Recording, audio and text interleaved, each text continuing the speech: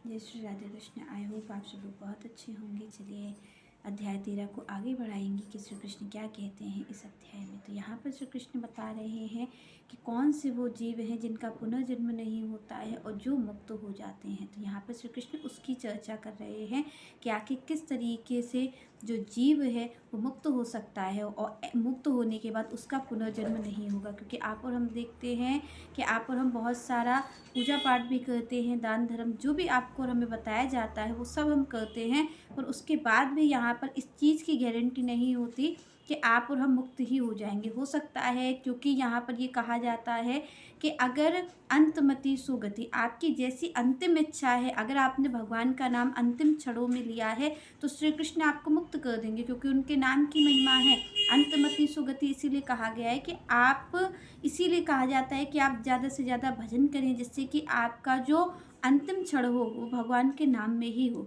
तो यहाँ पर इसीलिए कहा गया है। पर यहाँ पर श्री कृष्ण बता रहे हैं कि भाई मुक्त होने की प्रक्रिया क्या है, कैसे जीव मुक्त हो सकता है। क्योंकि आप और हम तो यही सोचते हैं कि अगर भगवान का नाम ही हमें लेना है तो हम उससे अंत में ही लेंगे, अभी क्यों ले। पर यहाँ पर इसीलिए कहा है संतों ने कि बार बार मुनि यतन कराई और फिर भी अंत राम कह आवत नाही। तो यहाँ पर आप और हमें बार बार, इसीलिए सभी संत कहते हैं, सभी भक्त कहते हैं कि आप और हमें नाम जप करना चाहिए। नाम जप करने से भगवान की प्राप्ति तो होगी ही होगी, पर जो आपका और हमारा जन्म है वो भी सुधर जाएगी, जो आवागमन है ये छूट जाएगा। इसीलिए संतों ने कहा कि आप और हम ज़्यादा इतना प्रयास करें कि हमें नाम लेना ना पड़े। जैसे आप और हम देखें कि हमारी संसार में कितनी आसक्ति है, आप और हम बिना प्रयास के संसार का चिंतन करते हैं, बिना प्रयास के ही संसार की ओर जाते हैं, जबकि हमें भजन के लिए प्रयास करना पड़ता है। आप और हम विचार करें कि भजन के लिए हम कुछ समय निकालते हैं कि हम 1 घंटा भजन करेंगे, 2 घंटा भजन करेंगे,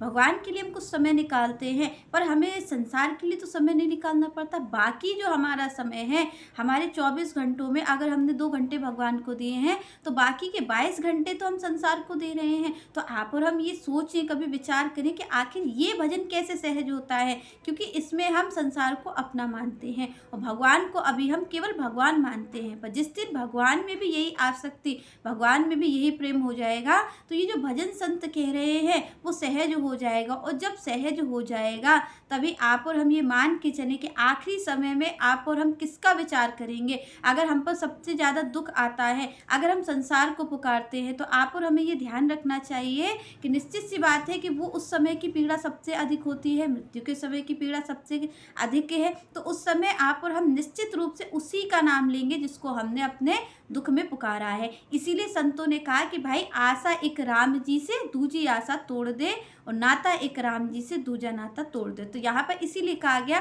कि आपकी सारी आशा, आपकी सारी उम्मीद, आपके जीवन में केवल एक भगवान ही होने चाहिए। क्यों? क्योंकि अगर आपको कभी भी दुख पड़ेगा तो निश्चित रूप से आप उनका ही नाम लेंगे और वही आपके लिए आएंगे, क्योंकि आपका जो मन है वो भ्रमित नहीं होगा, वो डाइवर्ट नहीं होगा कि हम किसका नाम ले। आपको ये पता होगा कि हमें किसका नाम लेना है। तो इसलिए संतों ने कहा कि भाई भगवान का भजन जरूरी है। भगवान का भजन करने से आपको हमें पुण्य मिलेगा या नहीं मिलेगा, तो भगवान का भजन करने से यहाँ पर श्रीमद् भागवत गीता जो है, श्रीमद् भगवत गीता में भगवान स्पष्ट रूप से कहते हैं कि जो अंतिम क्षणों में मेरा नाम लेगा उसका पुनर्जन्म नहीं होगा, उसको मुक्ति मिल जाएगी। तो यहाँ पर श्री कृष्ण कह रहे हैं यह एवं वेति पुरुषम प्रकृति च गुणेव स सर्वथा वर्तमानो अपि न स भूय अभिजायते।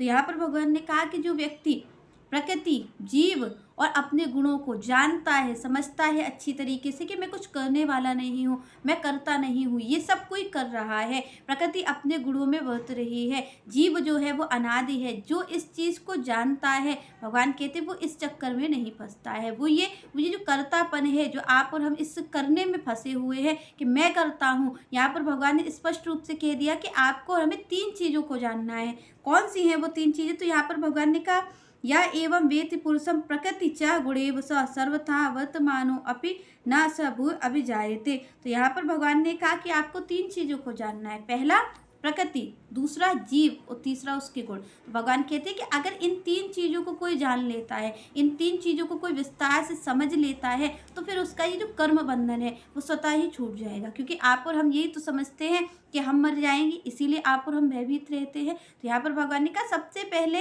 आप ये समझो कि आप कौन हो। तो यहाँ पर श्री कृष्ण कहते हैं स्पष्ट रूप से जीव कैसा है, जीव भी अनादि है, जीव भी मरने वाला नहीं है, सनातन है। भगवान कहते हैं वो यहाँ पर प्रकृति भी सनातन है, दोनों ही सनातन है। और ये जो क्रिया रची जा रही है तो भगवान कहते हैं गुण ही गुण में बरत रहा है, कोई कुछ नहीं कर रहा। आप और हम देखें तो हमारे जीवन में ये द्वंद्व ही तो है कि इसने मुझे दुख दे दिया, मैंने इस कार्य को कर दिया। तो यहाँ पर श्री कृष्ण कह रहे हैं कि जब कोई इन 3 चीज़ों को समझ लेता है, प्रकृति को समझ लेता है, जीव अपने आप को समझ लेता है, भगवान को पाना क्या है। आप और हम कहते हैं कि श्री कृष्ण की प्राप्ति कैसे होगी, तो श्री कृष्ण की प्राप्ति तब तक हो ही नहीं सकती है जब तक जीव को अपने आप की प्राप्ति नहीं होती। सबसे पहले आप और हमें क्या करना है, हमें अपनी खोज करनी है, हमें भगवान की खोज नहीं करनी, क्योंकि भगवान तो कहीं गए ही नहीं हैं। यहाँ पर श्री कृष्ण स्पष्ट रूप से कह रहे हैं कि मैं तो हृदय में विराजमान हूँ, मैं तो हृदय में ही रहता हूँ। तो यहाँ ये तो हमें पता है कि भगवान रहते हैं, पर खोया कौन है, आप और हम खो गए हैं। तो यहाँ पर भगवान ने इसीलिए कहा